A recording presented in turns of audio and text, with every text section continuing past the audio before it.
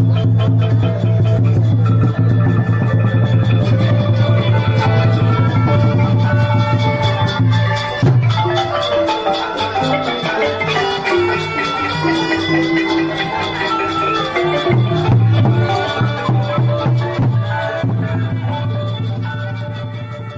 ហាសង្ក្រាន្តឆ្នាំម្សាញ់សពស័កពុទ្ធសករាជ2569គ្រិស្តសករាជ2025មហាសករាជ1947ចលសករាជ1387សុភមស្តុវរៈមង្គលាជយាតិរេកព្រះពុទ្ធសករាជព្រះសាសនាអតិកន្តាកន្លងទៅហើយបាន2568ត្រឹមថ្ងៃអាទិត្យ15កើតខែពិសាខលុះដល់ថ្ងៃច័ន្ទ1រោចខែពិសាខឆ្នាំម្សាញ់សពស័កតទៅ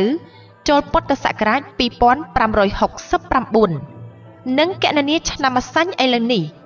សង្ក្រាន្តចូលនៅថ្ងៃច័ន្ទ2រោចខែចែកត្រូវនឹងថ្ងៃទី14ខែមេសាគ្រិស្តសករាជ2025វេលាម៉ោង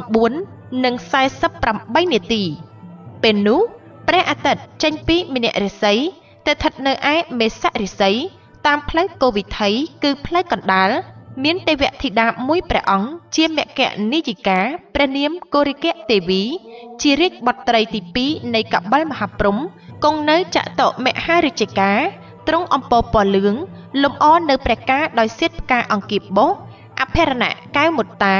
ផុសហាទ្រង់តេលំប្រេងព្រះហស្តស្ដាំទ្រង់ព្រះខ័នព្រះហស្តឆ្វេងទ្រង់ឈើច្រត់ទ្រង់គង់ផ្ទុំបិទព្រះនេត្រលើខ្នងស្ដេចភ្ជាស្ដេចខ្លាជាយានពីហណៈទៅនាំអស់ទេវបុត្រទេវធីតាទាំងមួយសែនកោដ្ឋហោះទៅកាន់គុហាកែវធម្មមេលី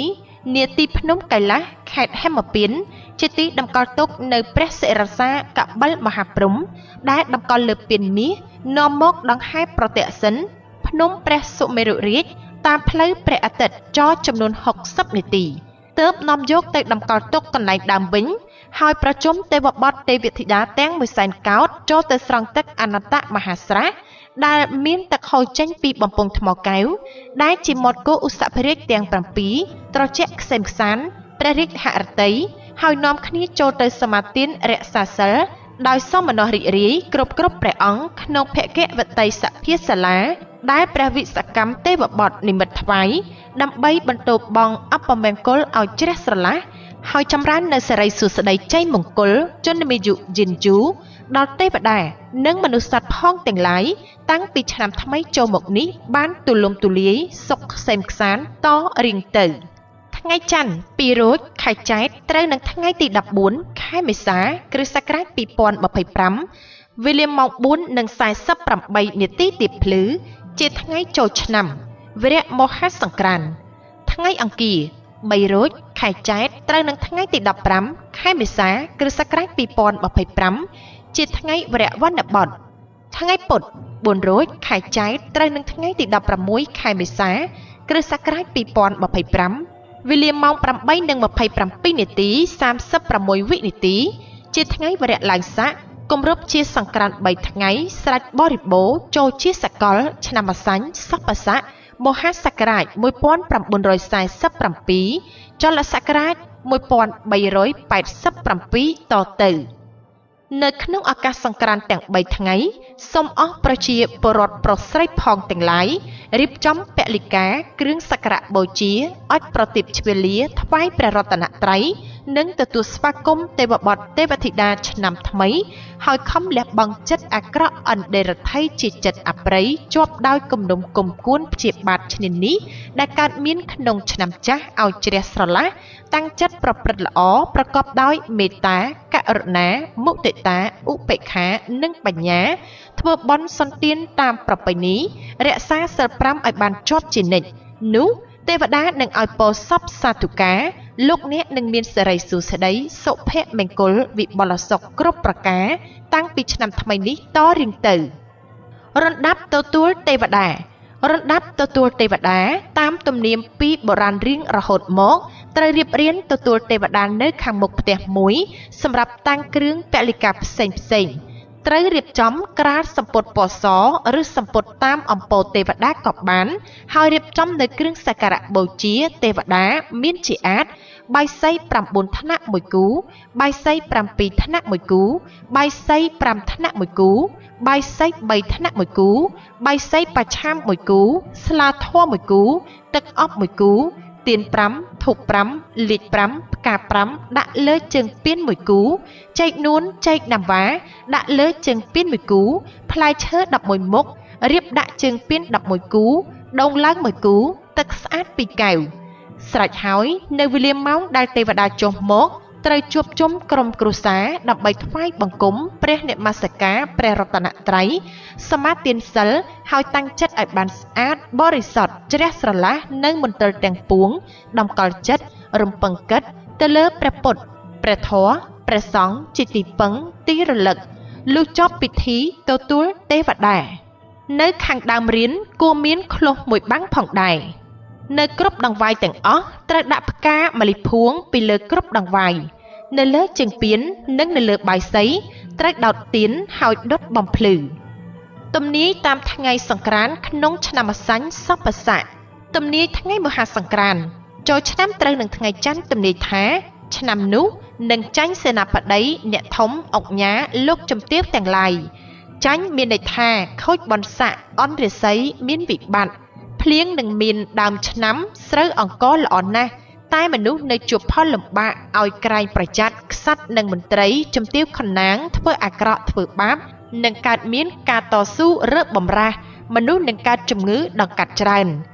ទំនាយថ្ងៃវរៈវណ្ណបតត្រូវនឹងថ្ងៃអង្គារទំនាយថាឆ្នាំនោះស្លាម្លូស្រូវអង្គត្រីសាច់នឹងថ្លៃអាមាត្យមន្ត្រីនឹងខូចបនស័កឬត្រូវក្តៅក្រហាយចិត្តយ៉ាងច្រើនទំនាយថ្ងៃឡើងស័កត្រូវនឹងថ្ងៃពុធទំនាយថាឆ្នាំនោះរាជបណ្ឌិតបរហិតអាចារ្យហោរានឹងមានសេចក្តីសុខសម្រានជាអនេកប៉ុន្តែមានដង្កូវក្រាស៊ីស្រូវទំនាយប្រចាំឆ្នាំម្សាញ់សពស័កកេនព្រះភិរុណសាសឆ្នាំនេះពុទ្ធជាអធិបតីបាននិមួយ បង្អល់ទឹកភ្លៀង600មេដែលចែកចេញជាចក្រវាល240មេព្រៃហេមពាន180មេមហាសមុទ្រ120មេនិងចម្ពោះទ្វីបមនុស្សលោកមានចំនួន60មេបណ្ដាលឲ្យទឹកភ្លៀងនៅដើមឆ្នាំកណ្ដាលឆ្នាំនិងចុងឆ្នាំភ្លៀងស្មៅល្អកេនធិរាតិគុណឆ្នាំនេះស្ថិតនៅរាសីវិច្ឆិកាត្រូវត្រង់អបោធាតុចុះទំនាយថាអាកាសធាតុត្រជាក់ទឹកភ្លៀងដើមឆ្នាំកណ្ដាលឆ្នាំច្រើនចុងឆ្នាំតិចទឹកច្រើនទំនាយទឹកទន្លេឆ្នាំនេះទំនាយអំពីទឹកទន្លេស្ទឹងបឹងបួរទំនាយថាទឹកទន្លេស្ទឹងបឹងបួរធំជាមធ្យមកេនធញ្ញហា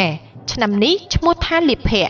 ទំនាយថាស្រូវក្នុងស្រែចម្ការបានផល9ភាគខូចខាតអស់1ភាគប្រជានុរាមានសេចក្តីសុខសេចក្តីសួស្តីចម្រើនជាភយោភាពធញ្ញហាមៀងសហាផលហានិងឧត្តមបរិបូរណ៍ប្រសើរណាស់ទំនាយការធ្វើស្រែទំនាយកេនការធ្វើស្រែទំនាយថាស្រែដីទំនាបនិងស្រែដីទួលគ្រប់ទីកន្លែងបានផលល្អដូចគ្នាទាំងពីរយ៉ាងកេនប្រឹក្សា